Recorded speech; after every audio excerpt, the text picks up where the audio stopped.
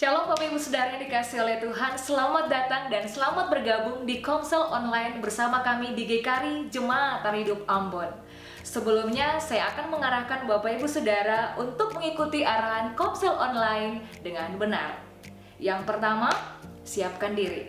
Dalam hal ini mempersiapkan seluruh anggota keluarga Anda untuk mengikuti sebelum ibadah dimulai.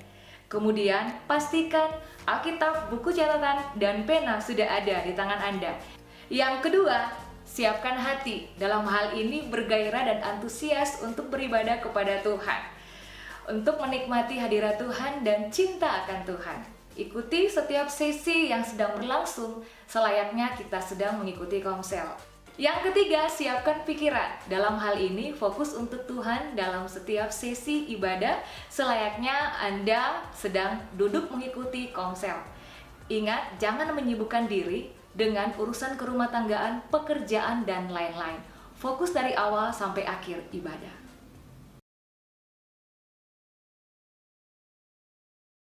Ya, puji Tuhan, shalom. Shalom jemaat GKRI Hidup Ambon. Haleluya. Selamat bertemu dalam Komsel Online di malam hari ini. Saya percaya bahwa kita semua baik-baik saja dan sehat-sehat saja. Amin. Amin Bapak Ibu.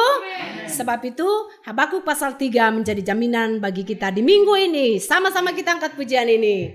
Sekalipun pohon ara tidak berbunga,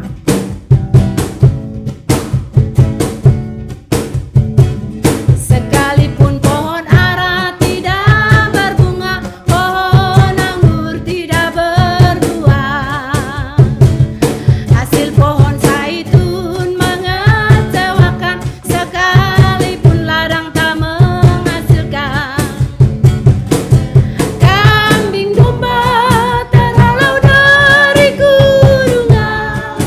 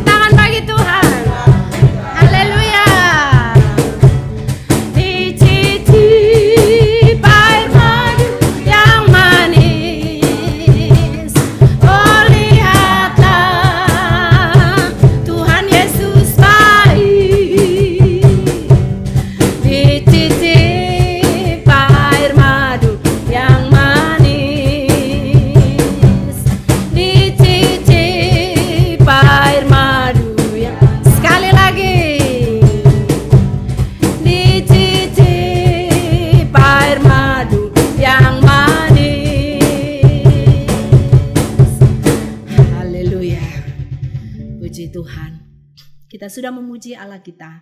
Saatnya kita akan menyembah Allah kita. Kita tinggikan Dia sebab Dia Allah yang baik bagi kita. Mari di dalam sikap doa kita tinggikan Raja kita. Kita agungkan Raja kita sebab Dia Allah yang baik bagi kita. Haleluya Tuhan, kami menyembah-Mu Yesus Tuhan, sebab Engkau baik bagi kami. Engkau hebat Tuhan, Engkau luar biasa. Haleluya Yesus, haleluya. Kami muliakan nama-Mu Yesus Tuhan. Glory, glory bagi-Mu Bapa.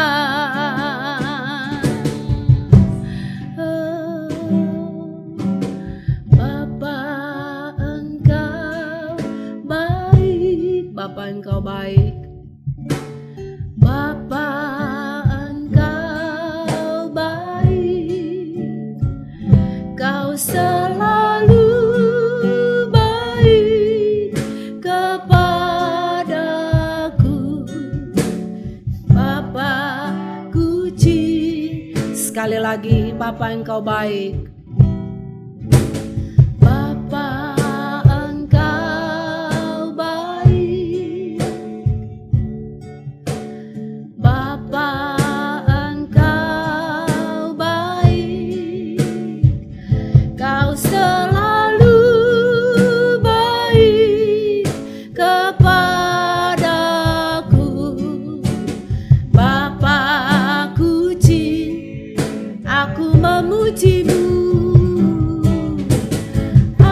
Mari angkat tanganmu bagi Tuhan.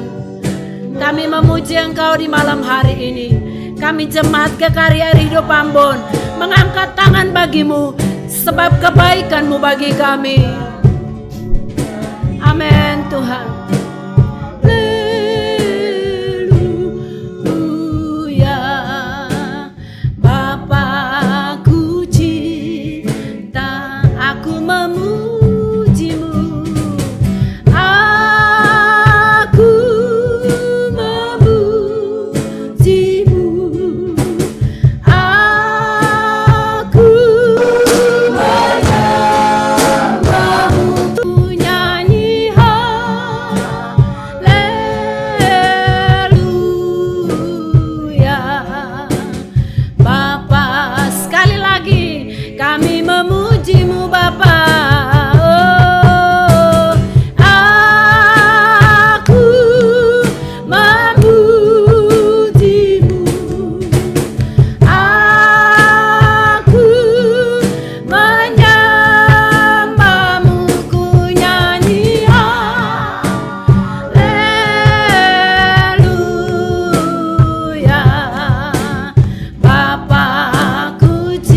Bapakku cinta Kau,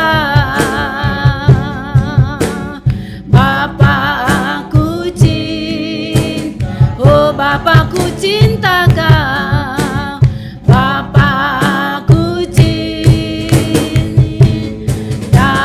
Kau. Mari kita sembah Allah kita, tinggikan Dia, muliakan Dia, agungkan Dia Rajamu. Allah yang hebat, Allah yang luar biasa. Aba Bapa kami menyembah-Mu, kami tinggikan nama-Mu Allah kemenangan kami, Allah pembuat mujizat dalam hidup kami. Kami mengasihi-Mu Yesus Tuhan, kami agungkan Engkau sebab kebesaran-Mu Bapa, kehebatan-Mu bagi kami.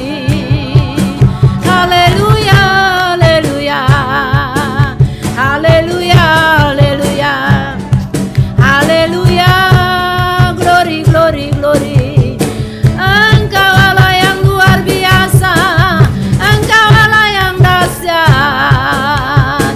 Engkau memulihkan kami, Engkau penyembuh bagi kami, Engkau Allah kemenangan kami. Aba Bapa,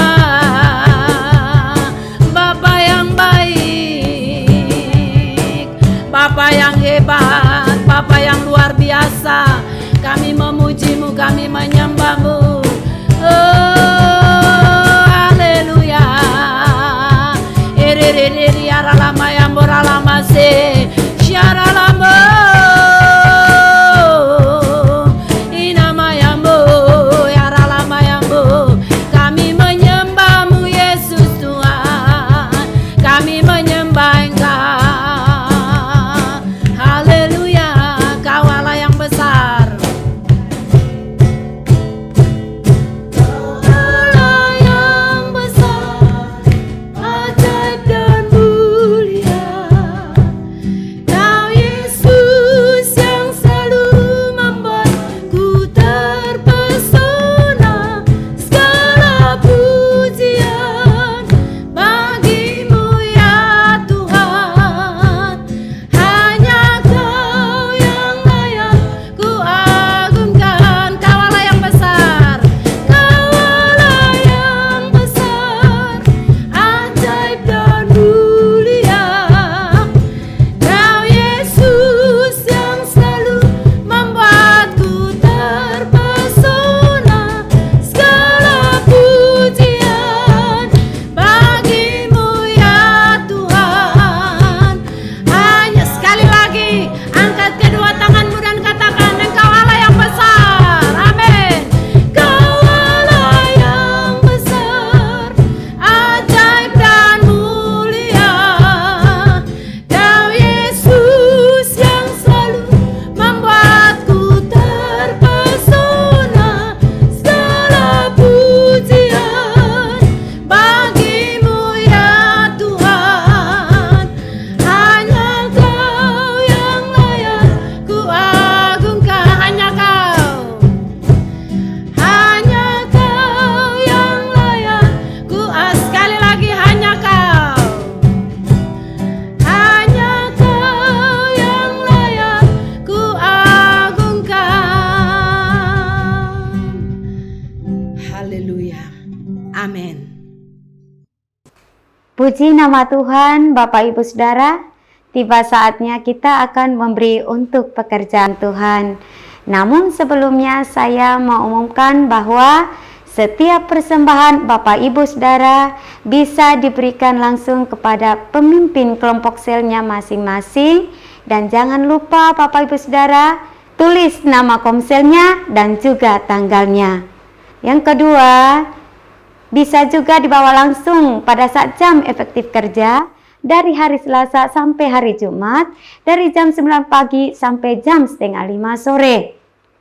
Bisa juga dikirimkan ke nomor rekening gereja yang tertulis di bawah ini. Sebelum kita memberi Bapak Ibu Saudara, saya akan membacakan satu ayat bagian firman Tuhan sebagai dasar kita untuk memberi dari 2 Korintus pasalnya yang ke-8 ayatnya yang ke-12. Sebab jika kamu rela untuk memberi, maka pemberianmu akan diterima. Kalau pemberianmu itu berdasarkan apa yang ada padamu, bukan berdasarkan apa yang tidak ada padamu. Siapkan persembahanmu dan kita berdoa. Tuhan Yesus yang baik, kami bersyukur karena Tuhan tidak pernah meninggalkan kami. Dan kami percaya Tuhan, Engkau selalu memberkati kami berkelimpahan. Kami percaya Engkau sudah menguduskan persembahan kami saat ini. Kami percaya pun Engkau memberkati kami dan berkat Allah Abraham, Allah Ishak, Allah Israel. Terpujilah nama Tuhan. Haleluya. Amin. Ya puji Tuhan, sambil kita memberi persembahan syukur kita kepada Tuhan, sama-sama kita angkat pujian ini. Sungguh alangkah baiknya. Mazmur 133. Sungguh alangkah baiknya, sungguh alangkah indahnya, bila saudara semua hidup rukun bersama. Sekali lagi. Sungguh alangkah baiknya, sungguh alangkah indahnya, bila saudara semua hidup rukun bersama. Seperti minyak di kayu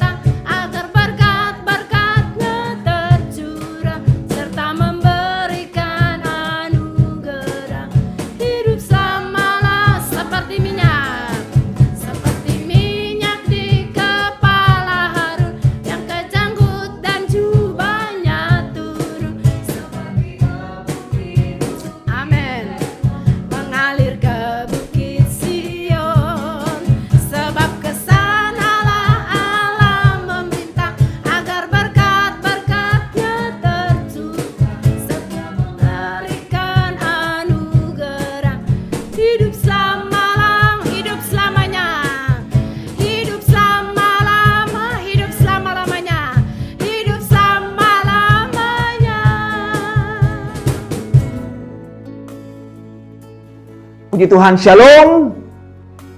Ya, sama-sama kita akan mendengarkan kebenaran firman Tuhan disampaikan malam hari ini. Dan saya percaya bahwa semua kita pasti akan sama-sama diberkati. Haleluya.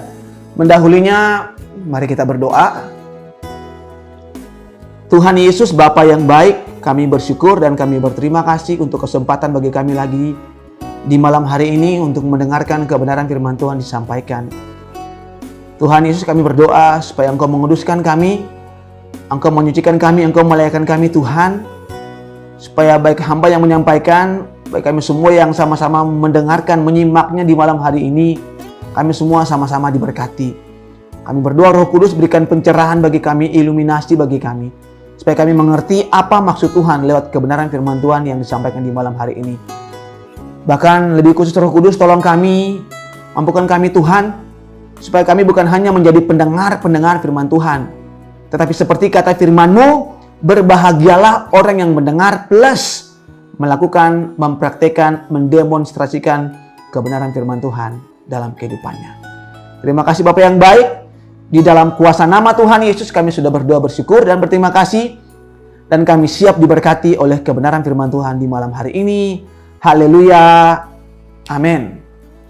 Puji nama Tuhan. Pembacaan firman Tuhan kita di malam hari ini terambil dari kitab Kisah Para Rasul pasal yang ke-9. Kita akan sama-sama membacakan ayat yang pertama sampai ayat yang ke-9. Demikian bunyi firman Tuhan. Sementara itu berkobar-kobar hati Saulus untuk mengancam dan membunuh murid-murid Tuhan. Ia menghadap imam besar dan meminta surat kuasa daripadanya untuk dibawa kepada majelis Yahudi di Damsyik, supaya jika ia menemukan laki-laki atau perempuan yang mengikuti jalan Tuhan, ia menangkap mereka dan membawa mereka ke Yerusalem. Dalam perjalanannya ke Damsyik, ketika ia sudah dekat kota itu, tiba-tiba cahaya memancar dari langit mengelilingi dia. Ia rebah ke tanah dan kedengaranlah olehnya suatu suara yang berkata kepadanya, "Saulus, Saulus, mengapakah engkau menganiaya aku?" Jawab Saulus, "Siapakah engkau Tuhan?" Katanya, "Akulah Yesus yang kau aniaya itu. Tetapi bangunlah dan pergilah ke dalam kota. Di sana akan dikatakan kepadamu apa yang harus kau perbuat."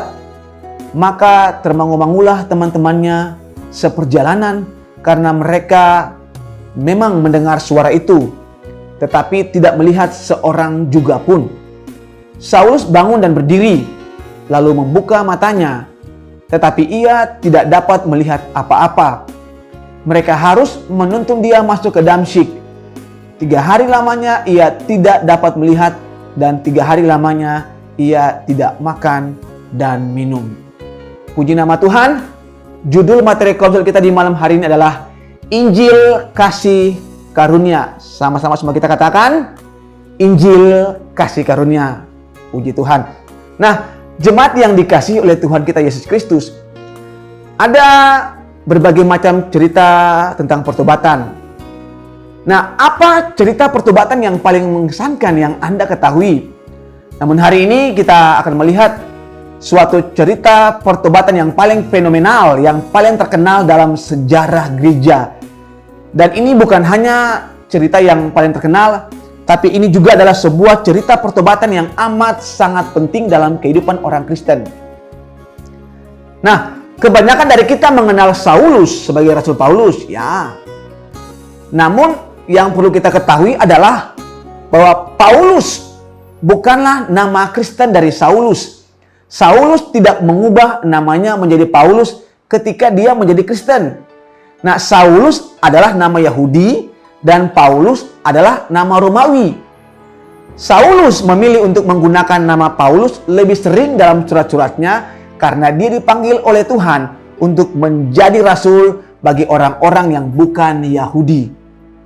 Jadi, memang lebih logis baginya untuk menggunakan nama Romawi untuk berhubungan dengan orang-orang yang bukan Romawi. Nah, jemaat yang dikasihi oleh Tuhan kita Yesus Kristus, bacaan kita di hari ini, dalam bacaan kita di hari ini, Lukas dia masih menyebut dia sebagai Saulus. Dan kisah pertobatan Saulus sangat penting bagi kita. Tanpa Rasul Paulus, maka tidak akan ada perjanjian baru seperti yang kita miliki di hari ini. Kenapa? Karena Paulus adalah sosok yang digunakan Tuhan untuk menuliskan semua doktrin kekristenan yang begitu indah yang kita tahu, yang kita baca. Nah, dialah yang menjelaskan kepada kita apa Injil itu, apa itu pembenaran oleh iman, apa itu prinsip adopsi, apa itu jaminan keselamatan, dan ada banyak doktrin-doktrin yang lain yang dijelaskan oleh Paulus.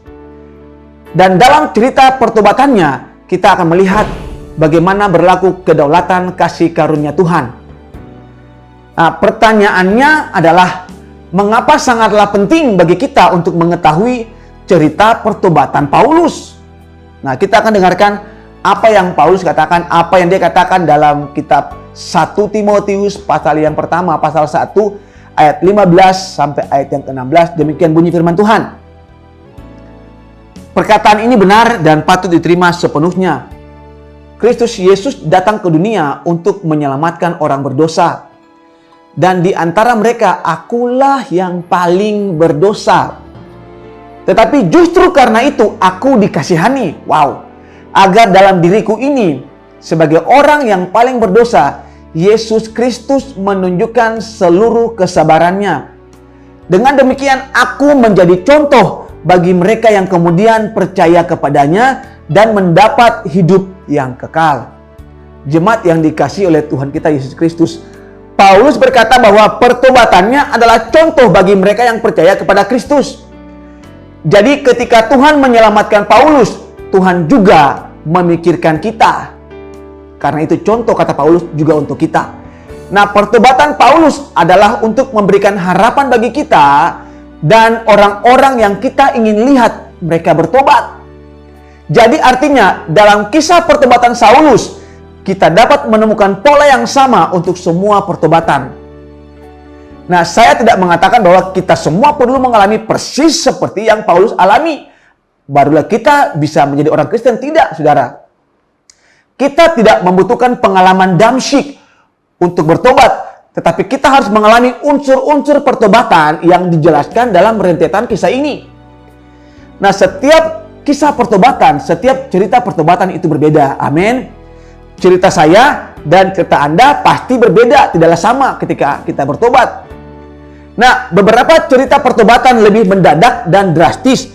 Sementara ada kisah-kisah yang lain itu lebih tenang dan lebih progresif perlahan. Tetapi yang pasti bahwa kita semua mempunyai kisah-kisah pertobatan tersendiri. Nah, kisah para rasul pasal yang ke-9 memberitahu kita bagaimana kita menjadi orang Kristen. Nah, mari saya kasih tahu Anda, mengapa penting bagi kita, bagi Anda dan saya untuk mengetahui cerita-cerita pertobatan kita.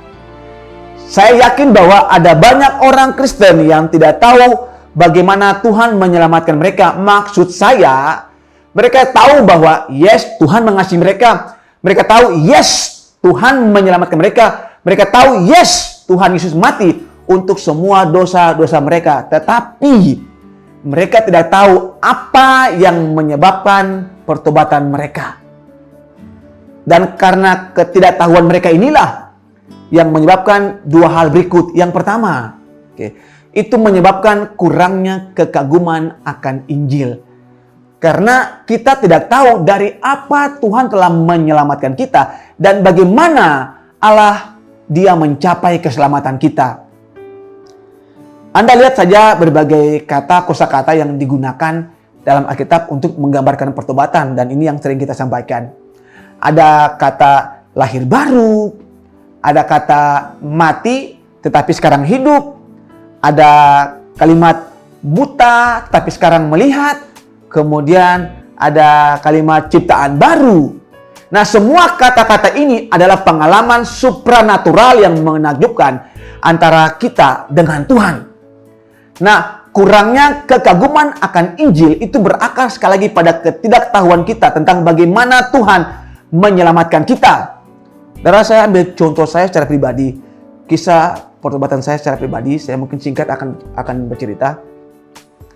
Awal mula saya diajak oleh adik saya yang paling bungsu untuk ikut komsel.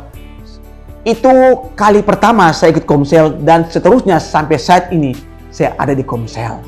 Nah, ketika adik saya ajak saya ke Komsel dan saya ada di Komsel, saya mulai mengikuti pengajaran-pengajaran yang disampaikan oleh almarhum Pastor John karena waktu itu beliau adalah gembala Komsel saya. Dan kemudian pada satu saat beliau kemudian mengundang saya ke gereja karena waktu itu saya ingat ada khotbah berseri tentang akhir zaman, eskatologi.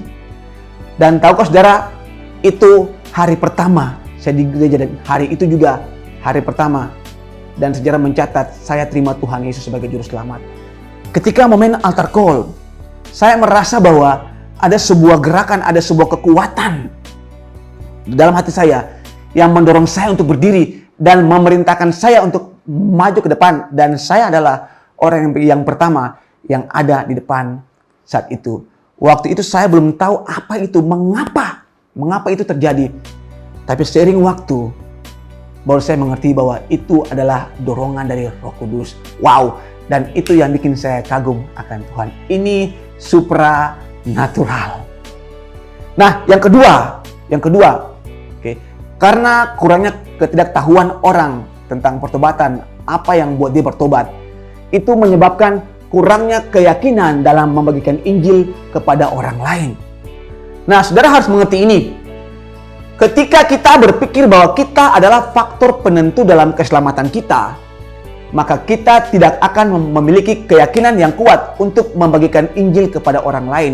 Kenapa? Karena kita akan selalu berpikir bahwa kita perlu memberikan presentasi yang sempurna dan jawaban yang sempurna untuk semua pertanyaan-pertanyaan dari orang-orang yang mungkin akan mereka tanyakan waktu kita injili mereka.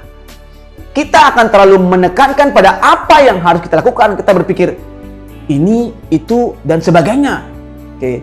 Dan saudara, itu akan merampas keyakinan Anda tentang apa yang dapat Tuhan lakukan melalui kita. Nah, jemaat yang dikasihi oleh Tuhan Yesus Kristus, ada 4 unsur pertobatan yang dapat kita lihat dari cerita pertobatan Saulus ini, dan saya akan mencoba untuk menjelaskannya satu persatu. Sekali lagi, ada 4 unsur pertobatan yang dapat kita lihat dari cerita pertobatan Saulus. Ada yang pertama, kedaulatan kasih karunia, yang kedua, kebutaan rohani, yang ketiga, penglihatan rohani, dan yang keempat, kontroversi Injil. Nah, kita lihat yang pertama, kedaulatan kasih karunia.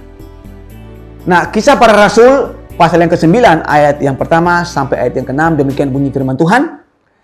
Sementara itu berkobar-kobar hati Saulus untuk mengancam dan membunuh murid-murid Tuhan.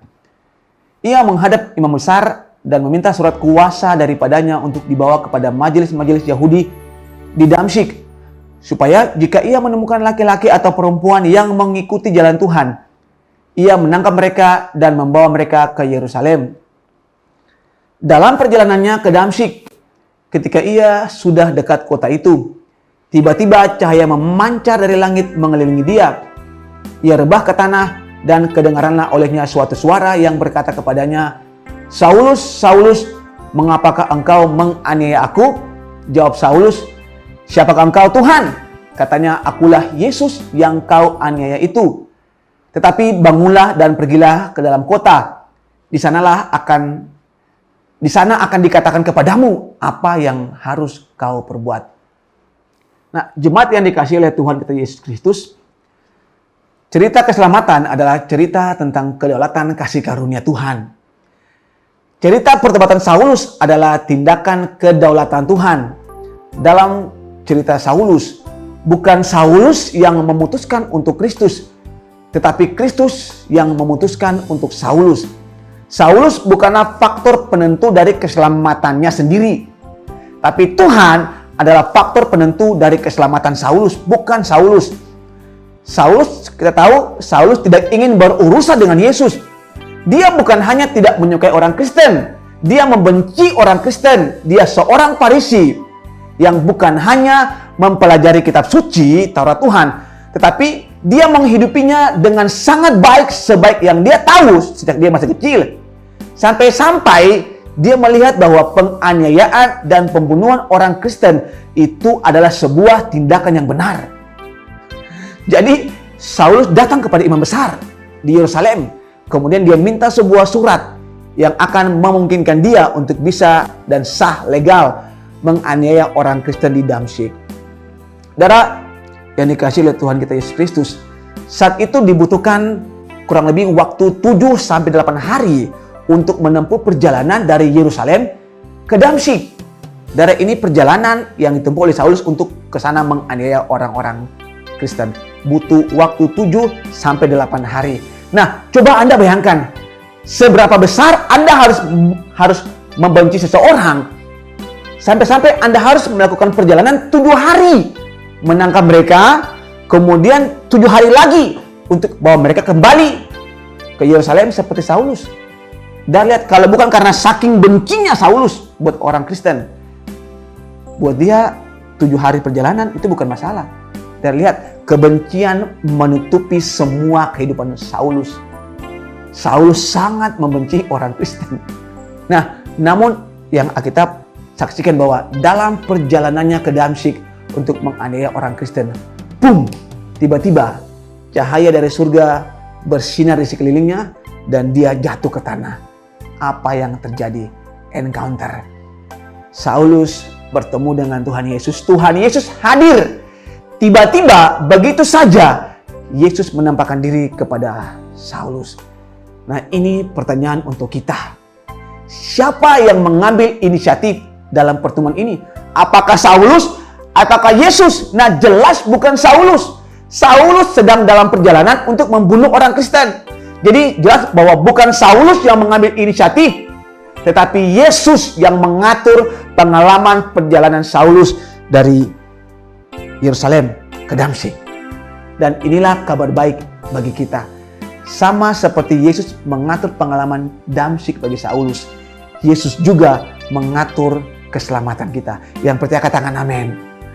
Nah, kabar baik Injil bukanlah bahwa kita mengejar Tuhan, tetapi Tuhan mengejar orang berdosa.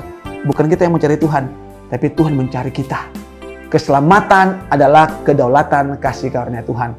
Anda dan saya sama sekali tidak pantas untuk diselamatkan. Faktanya kita bahkan dalam tanda kutip tidak ingin diselamatkan, karena kita masih hidup terus dalam dosa. Oke. Faktanya adalah bahwa kita hidup membenci Tuhan. Seperti seorang pencuri yang bersembunyi dari polisi, kita juga sepertinya bersembunyi dari Tuhan. Tapi dengar baik-baik, tidak ada 1 milimeter pun di alam semesta ini yang berada di luar jangkauan Tuhan. Semua kita ada dalam jangkauan dan pantauan Tuhan. Nah, Allah mengejar kita sampai ke ujung bumi hanya karena kedaulatan anugerahnya, hanya karena Dia begitu mencintai Anda dan saya.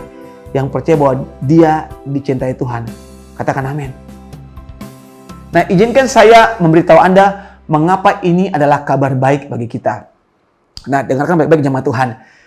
Jika keselamatan adalah karya kedaulatan kasih karunia Tuhan, itu berarti bahwa Tuhan dapat menyelamatkan siapa saja.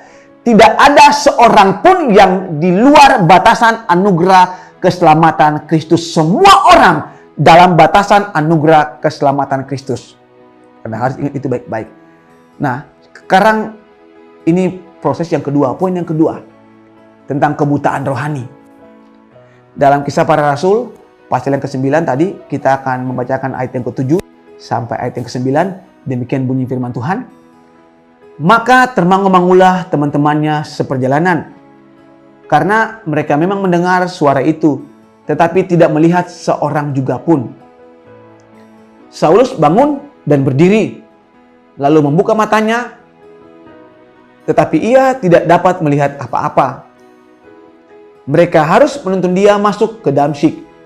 3 hari lamanya ia tidak dapat melihat, dan 3 hari lamanya ia tidak makan dan minum. Jemaat yang dikasihi oleh Tuhan Yesus Kristus, setelah Saulus mengalami encounter pertemuan dengan Yesus secara pribadi, Saulus kehilangan penglihatannya. Dia menjadi buta sementara. Dia hidup dalam kegelapan selama 3 hari. Nah, di awal pasal ini kita melihat Saulus yang kuat dan perkasa, yang siap melakukan perjalanan 7 hari hanya untuk menganiaya, hanya untuk membunuh orang Kristen. Tetapi saat dia bertemu dengan Yesus, lihat, dia kehilangan semua kekuatannya. Semua yang dia miliki, yang dianggap kuat, sama sekali tidak berarti ketika dia bertemu dengan Tuhan. ketika dia ada dalam hadirat Tuhan. Dia menjadi sangat tidak berdaya sampai-sampai dia membutuhkan bantuan orang lain untuk membimbingnya, untuk membawa dia masuk ke kota Damsyik. Bertemu dengan Yesus membawa Saulus ke akhir dirinya sendiri, kepada dimensi kehidupan yang lain yang berbeda. Apa artinya bagi kita, saudara? Apakah itu berarti bahwa kita harus menjadi buta untuk menerima keselamatan? Tentu tidak, saudara. Kebutaan fisik yang Saulus alami adalah gambaran dari kebutaan rohani kita. Dan ketika kita berjumpa dengan Yesus, maka kita disadarkan akan fakta bahwa sesungguhnya kita ini sebelumnya adalah orang-orang yang buta secara rohani sebelum kita ketemu dengan Tuhan. Maksud saya begini, jika Anda buta, jika Anda menjalani seluruh hidup Anda dalam kegelapan, berarti Anda tidak tahu bahwa Anda buta. Kita hanya akan menyadari bahwa kita buta secara rohani jika kita telah melihat terang kemuliaan Injil Kristus. Katakan amin. Nah, perjumpaan dengan Yesus menyadarkan kita pada fakta bahwa dialah satu-satunya yang dapat menyelamatkan kita. Haleluya. Nah, ketika kita sudah dapat melihat dan melihat kembali ke saat-saat ketika kita masih buta secara rohani, kita akan menyadari bahwa tidak ada yang dapat kita lakukan untuk menyelamatkan diri kita sendiri. Hanya kasih karunia Tuhan yang bisa menyelamatkan kita. Semua katakan kasih karunia. Ya Tuhan. Ketika orang buta secara rohani, biasanya ada 4 jalan yang ditempuh dalam kebutaan rohaninya.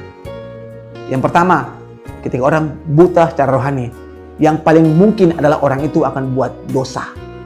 Yang pertama adalah dosa. Semua katakan dosa. Ya, seperti yang sering saya katakan, dosa itu menyenangkan dalam tanda kutip. Jadi kita, orang-orang akan coba lari ke dosa untuk mencari arti, untuk mencoba menemukan arti dalam hidupnya. Namun setelah kita mencoba melakukan itu semua, kita masih belum puas. Kita akan merasa tidak puas.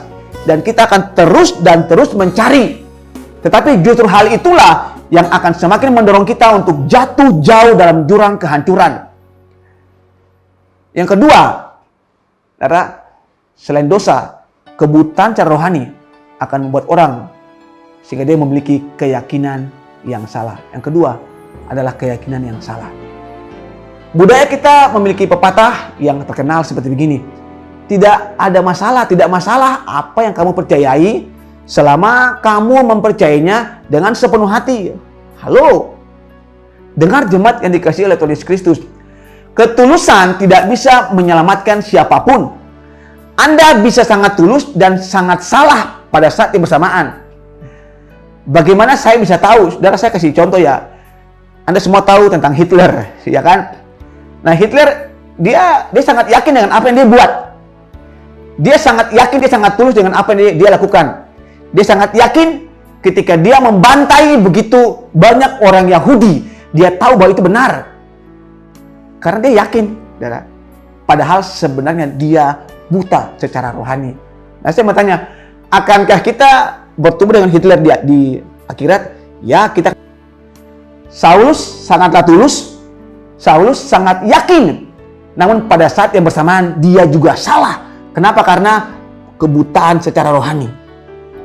Yang ketiga, waktu orang buta secara rohani, dia bisa ada dalam moralitas yang salah. Nah, kita berpikir bahwa selama kita berbuat baik dalam hidup, maka kita akan menerima keselamatan. Maaf, Anda keliru. Ketika kita melakukan sesuatu bagi Tuhan, untuk mendapatkan sesuatu dari Tuhan, maka dengar baik-baik, sesungguhnya kita tidak sementara melakukannya untuk Tuhan. Saya ulangi sekali lagi. Ketika kita melakukan sesuatu bagi Tuhan, hanya untuk mendapatkan sesuatu dari Tuhan, maka sesungguhnya kita sementara tidak melakukannya untuk Tuhan. Kita melakukannya untuk diri kita sendiri, bukan Tuhan.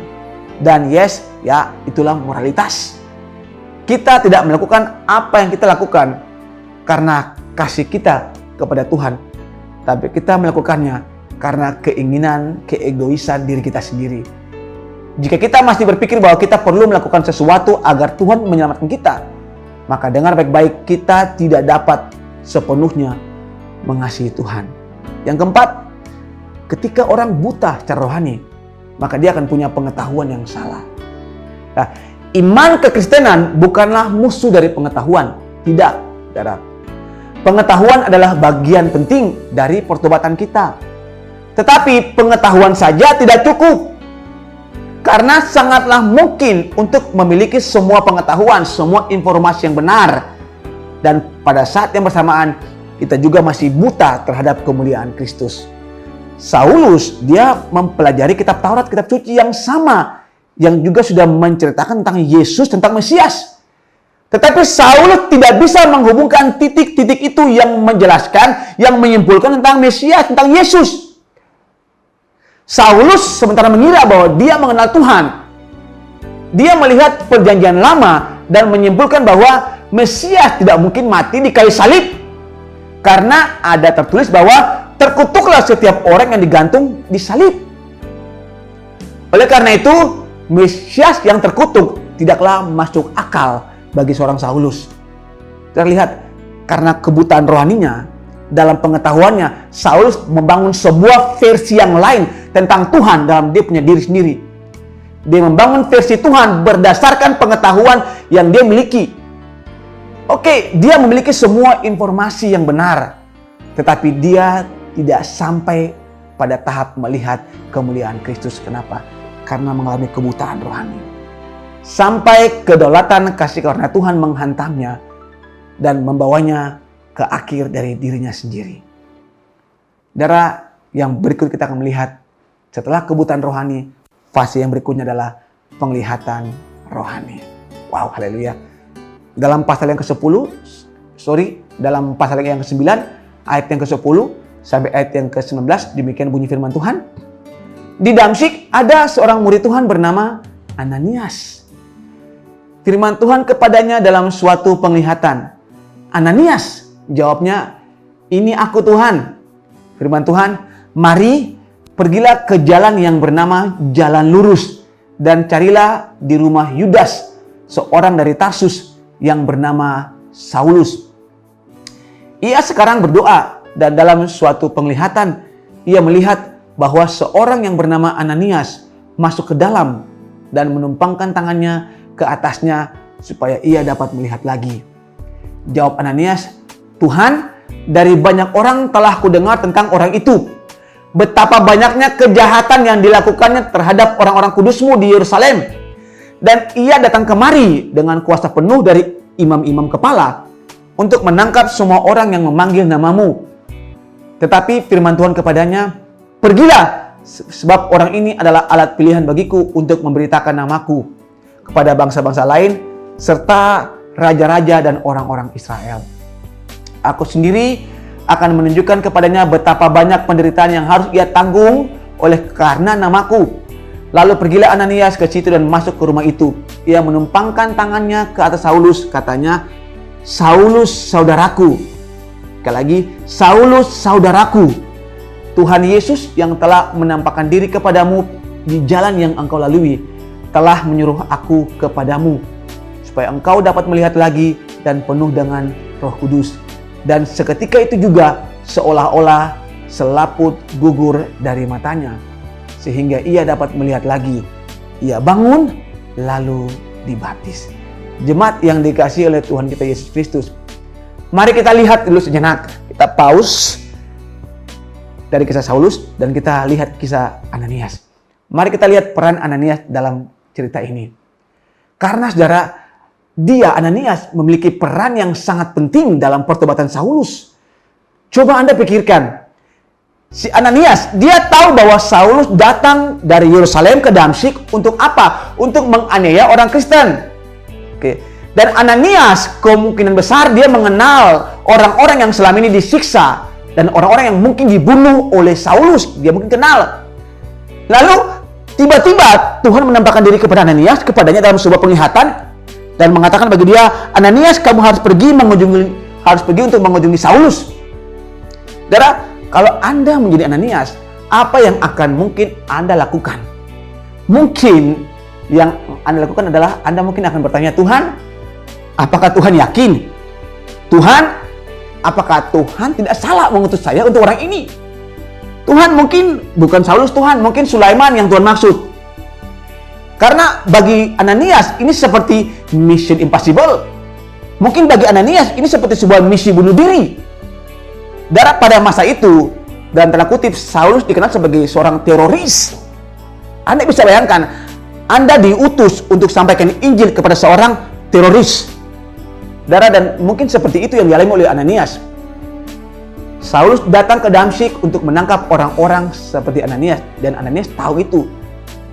Dan sekarang Ananias disuruh pergi untuk menghampiri Saulus. Tapi saudara, yang luar biasa adalah Ananias taat kepada Tuhan. Wow, saudara katakan taat. Dia diutus kepada seorang yang selama hidupnya dia kenal. Ini orang penjahat, membunuh, menganiaya orang Kristen. Tapi karena Tuhan yang suruh, Ananias taat. Kemudian dia datang ke tempat Saulus, dia berdoa untuknya, dan seketika itu juga kata firman Tuhan, seolah-olah selaput gugur dari matanya, dan Saulus bisa melihat. Kemudian Saulus, kata kitab, segera dibaptis. Seorang Saulus dari Tarsus, the public enemy number one dari kekristenan, telah resmi menjadi pengikut Kristus. Dan kemudian Ananias tiba-tiba menghilang begitu saja dari cerita ini. Dan kita tidak pernah mendengar lagi kisah tentang Ananias. Tetapi satu momen ketaatan Ananias, dengarkan baik-baik jemaat Tuhan. Satu momen ketaatan Ananias telah mengubah kehidupan Saulus selamanya. Dan ketaatan itu tidak hanya mengubah kehidupan Saulus, tapi ketaatan Ananias juga mengubah seisi dunia. Karena dari Saulus, Anda dan saya, orang di Eropa, di Asia, bisa mendengarkan Injil kebenaran firman Tuhan. Berawal dari ketaatan Ananias. Saudara, jangan berpikir bahwa Anda tidak memiliki peran dalam kegerakan Injil. Tidak, jangan saudara. Ketaatan Anda untuk menyebarkan Injil, sekali lagi, ketaatan Anda untuk menyebarkan Injil memiliki potensi yang sangat besar untuk mengubahkan kota Ambon. Yang percaya katakan amin. Yes. Karena Anda tidak akan pernah tahu akan jadi seperti apa orang yang akan Anda injili. Itu sebabnya jangan pernah menahan tuntunan Roh Kudus ketika Anda disuruh untuk menginjili, ketika Anda diarahkan untuk menginjili, ketika Anda dengar suara berkata dalam hati Anda, injili dia, jangkau dia, bawa dia ke gereja. Dan jangan pernah menolak. Ikutilah tuntunan Roh Kudus. Sekali lagi, karena kita tidak pernah tahu orang ini akan jadi apa kelak. Jadi taat dan ikutilah Injil. Nah, kita ada pada proses yang terakhir, yang keempat, kontroversi Injil. Saudara, Injil itu kontroversi. Maksud saya begini, saudara. Injil memberitahu kita bahwa kita jauh lebih berdosa daripada yang kita ketahui. Namun pada saat yang bersamaan, Injil juga memberitahu kita bahwa kita justru jauh lebih dikasihi dari yang kita harapkan. Ini sebuah kontroversi, saudara. Injil membukakan mata kita bahwa kita ini sebenarnya orang berdosa, bahkan jauh lebih berdosa. Tapi pada saat yang bersamaan, kita dikasihi, kita dicintai. Bilang buat orang di kiri kanan, you are loved. Anda dicintai. Dan sekali lagi, bukankah ini sebuah kontroversi? Nah, ketika Yesus menampakkan diri kepada Saulus, dia berkata, Saulus, Saulus, mengapa kamu menganiaya aku? Jadi apa yang Saulus lakukan adalah ia tidak hanya menganiaya orang Kristen, tapi ia sedang melawan Tuhan, ia sedang melawan Yesus. Dosa Saulus jauh lebih buruk dari yang dia kira. Dan ketika Ananias datang menemui Saulus, tahukah Anda apa yang Ananias katakan untuk Saulus? Dan ini sangat luar biasa. Ini Injil yang sangat menakjubkan. Selain dia kontroversi, tapi ini sangat mengagumkan, sangat menakjubkan. Saudara lihat, dengar baik-baik apa yang Ananias katakan untuk Saulus, seorang pembunuh ini. Dia bilang gini, Saulus, saudaraku. Ananias memanggil orang yang datang untuk membunuhnya, Saulus, saudaraku. Tidak ada kata-kata yang lebih indah dari itu, saudara. Seorang pembunuh disambut sebagai saudara. Saudara, ini kontroversi, ini tapi saudara, ini juga luar biasa, saudara. Bagaimana mungkin? Karena Injil tidak hanya memberitahu kita bahwa kita jauh lebih buruk, tapi Injil juga memberitahu kita bahwa kita jauh lebih dikasihi. Kita jauh lebih dikasihi. Haleluya.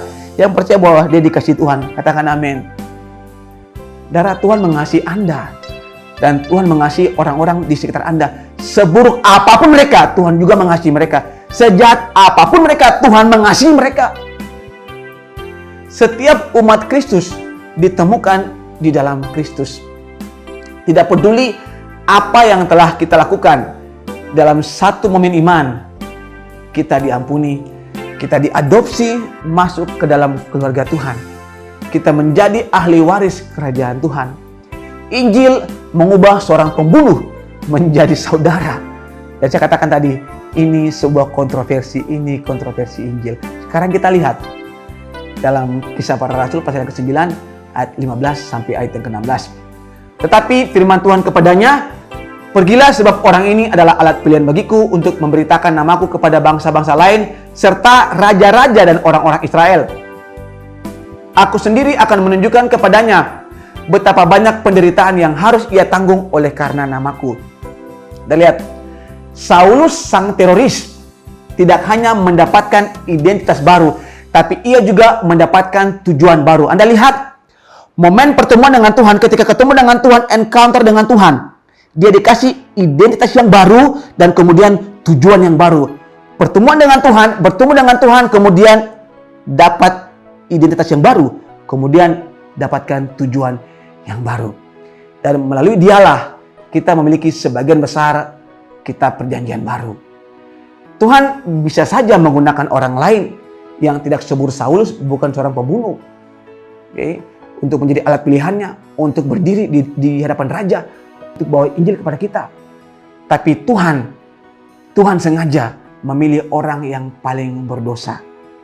Saudara, tidak peduli betapa buruk masa lalu Anda, hal itu tidak akan pernah mendiskualifikasi Anda dari masa depan yang luar biasa yang Tuhan sudah siapkan untuk Anda. Haleluya, dengarkan baik-baik. Sekali lagi, tidak peduli betapa buruk masa lalu Anda, hal itu tidak akan mendiskualifikasi Anda dari masa depan yang luar biasa yang Tuhan sudah siapkan buat Anda. Yang percaya katakan amin. Yes, karena Tuhan memiliki tujuan untuk Anda. Nah, menutup khotbah ini, saya ingin katakan, siapapun Anda, dimanapun Anda berada, Anda yang belum menerima Tuhan Yesus sebagai Juru Selamatnya, Anda tidak mendengarkan khotbah ini secara kebetulan. Karena yang saya percaya bahwa tidak ada yang kebetulan di dalam Tuhan. Ketika Anda lagi duduk dengarkan khotbah ini disampaikan, dengarkan baik-baik. Tuhan sedang mengejar Anda. Tuhan sedang mengatur keselamatan Anda. Yang saya ingin bilang buat Anda malam hari ini adalah berserah kepada Dia dan terimalah kasih karunia-Nya. Yang berikutnya, bagi Anda yang sudah menerima Tuhan Yesus sebagai Juru Selamat, saya ingin tanyakan buat Anda semua di malam hari ini. Apakah kita hidup dalam rencana Tuhan untuk kita? Mengapa kita tidak memainkan peran kita untuk membagikan Injil bagi orang-orang di luar sana? Tadi saya bilang buat Anda semua, orang-orang di luar sana sementara menantikan kita, seperti Saulus yang sementara menantikan seorang Ananias. Anda perhatikan, jika seorang murid biasa, a certain disciple, jika seorang murid biasa seperti Ananias saja bisa Tuhan pakai untuk membimbing seorang penjahat seperti Saulus untuk bertobat dan pada akhirnya menjadi salah satu rasul terbesar dalam sejarah kekristenan, maka dengarkan baik-baik, Tuhan juga bisa pakai Anda dan saya untuk menjangkau siapa saja di sekeliling kita. Tidak peduli itu orang baik atau orang jahat, tidak peduli itu orang kaya, pejabat, pemimpin di kantor, teman kerja, teman kuliah, atau semua orang di sekitar kita. Tuhan ingin kita ke sana seperti Ananias. Jangkau mereka dan bawa mereka untuk Tuhan. Kita tidak akan pernah tahu orang yang kita injili ke depan akan seperti apa, bukan? Mereka bisa saja menjadi pemimpin yang mengubahkan kota ini. ketika Tuhan bicara bagi Anda, jangan tahan, jangan tolak, taat saja. Kenapa? Karena ketaatan Anda bisa mengubahkan lingkungan Anda. Karena ketaatan Anda bisa mengubah komunitas Anda, bahkan kota Anda. Boleh bilang buat orang di kiri kanan, saya mau taat. Puji Tuhan. Tuhan sanggup sekali lagi menyelamatkan siapa saja. Dan Dia ingin menggunakan kita untuk menyelamatkan orang-orang di sekitar kita. Kuasa untuk keselamatan tidak ada di dalam kita, tapi ada di dalam Injil. Jadi miliki keyakinan saat kita membagikan Injil buat orang lain. Jangan takut, jadi berani. Saudara, tidak ada dari kita yang bisa menjadi seperti Rasul Paulus. Tetapi setiap kita bisa menjadi seperti Ananias. Yes. Ketaatan kita untuk membagikan Injil itu bisa dapat mengubahkan kehidupan seseorang, bahkan bisa mengubahkan kehidupan suatu kota, bahkan suatu bangsa. Yang diperlukan hanyalah bagi kita untuk berkata, "Ini aku Tuhan, utuslah aku Tuhan." Anda boleh bilang buat orang di kiri kanan, jika Tuhan utus, Anda harus siap. Ini aku Tuhan, utuslah aku. Dan semua kita yang siap untuk diutus, seperti Ananias, mari sama-sama kita katakan, amin. Puji nama Tuhan. Mari dalam sikap doa, kita merenungkan lagi satu bagian kebenaran firman Tuhan yang sudah disampaikan bagi kita di malam hari ini. Jemaat yang dikasihi oleh Tuhan Yesus Kristus, semua kita mungkin tidak akan bisa sama seperti Rasul Paulus. Tidak bisa, saudara. Tapi yang paling mungkin adalah kita semua bisa jadi seperti Ananias. Saudara yang dikasihi oleh Tuhan Yesus Kristus, Tuhan ingin siapapun Anda, dimanapun Anda berada, Anda yang sementara menyaksikan tayangan ini, saudara, saya ingin berdoa bagi Anda di malam hari ini. Semua kita, Tuhan akan pakai kita menjadi seperti Ananias untuk menjangkau orang-orang. Siapapun dia orang jahat, dia orang baik, dia pimpinan di kantor, teman kerja Anda, teman kuliah Anda, teman sekolah Anda, dengarkan baik-baik. Injil itu kasih karunia. Injil itu kasih karunia. Dan Injil itu yang berikan Anda kekuatan. Injil itu yang berikan Anda kemampuan untuk bisa menjangkau orang-orang di luar sana. Saudara, saya ingin Anda yang sementara mengikuti ibadah ini, sama-sama kita angkat tangan kita buat Tuhan.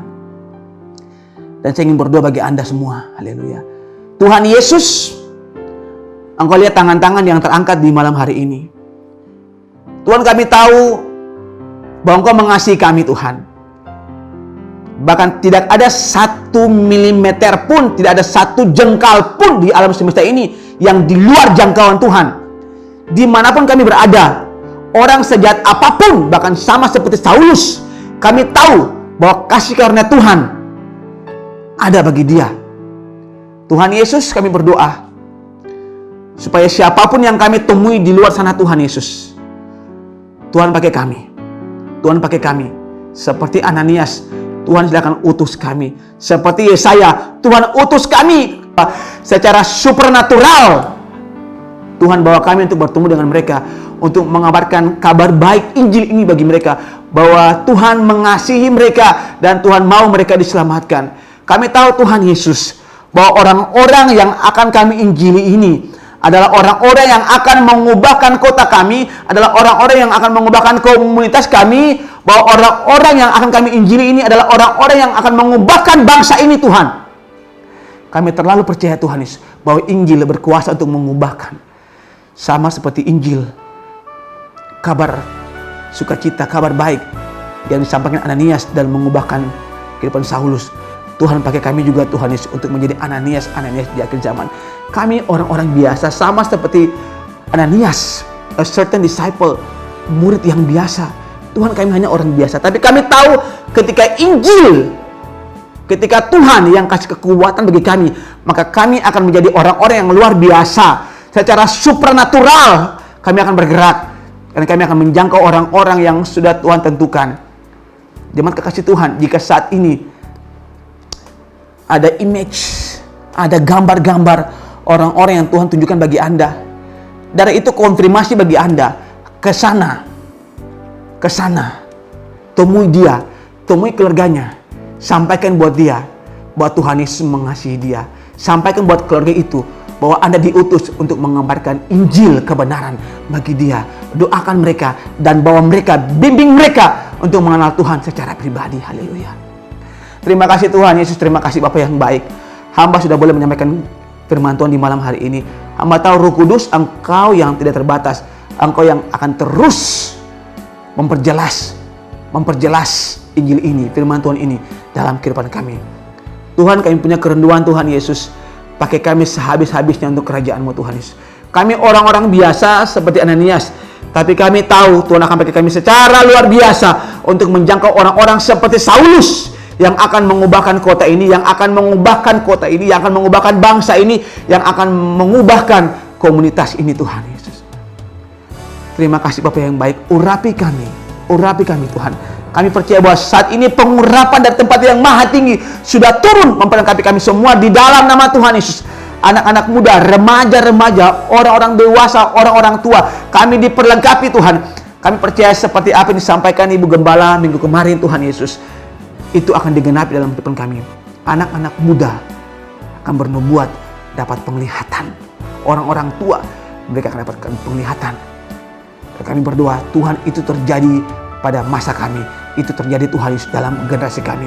Hujan awal dan hujan akhir akan dicurahkan bersamaan. Dan kami akan lihat, akan ada banyak domba-domba, kambing-kambing berserak-serak datang Tuhan berbondong-bondong masuk dalam gereja kami Tuhan Yesus. Haleluya.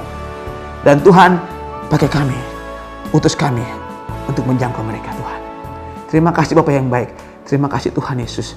Kami percaya bahwa upah sudah Tuhan siapkan bagi kami untuk setiap orang yang mau taat, yang mau dengar firman Tuhan disampaikan, dan yang mau mempraktekannya dalam kehidupan kami setiap hari. Berdoa sekali lagi Tuhan, menyerahkan semua jemaat Tuhan dalam tangan Tuhan Yesus, dengan apapun aktivitas mereka diberkati oleh Tuhan Yesus, apapun pekerjaan mereka diberkati oleh Tuhan Yesus. Setiap keluarga dalam jemaat GKRI Hari Hidup Ambon, bahkan jemaat siapapun yang sementara menyaksikan tayangan kami ini Tuhan Yesus, diberkatilah rumah tangga mereka, diberkatilah makan, minum, pakai, tempat tinggal mereka, diberkatilah pekerjaan mereka dalam nama Tuhan Yesus. Bahkan yang butuh pekerjaan dalam nama Tuhan Yesus, mereka dikasih pekerjaan yang terbaik oleh Tuhan. Yang punya masalah, Tuhan hadir, berikan damai sejahtera, sukacita, kebahagiaan, pertolongan Tuhan tepat pada waktunya bagi mereka Tuhan Yesus.